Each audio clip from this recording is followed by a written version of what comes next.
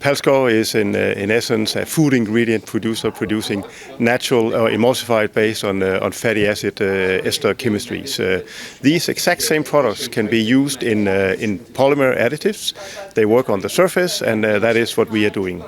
Our business in the polymers, that is anti-stat and anti-fog, and that is also what we are featuring at the K-Fair this time around, where we'll bring new products dealing mainly with anti-fog and also with anti-fouling for polymer producing. So come visit us at the K-Fair. We'll be very excited to talk to you about our products.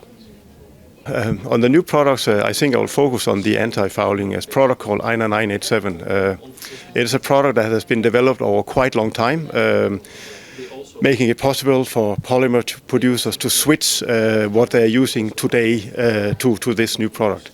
What it will do, it will make a polymer that is amine-free, and amine-free is something that is wanted because of the chemical nature of the amine, but also for some end application, for example in medical, where the amines is not wanted.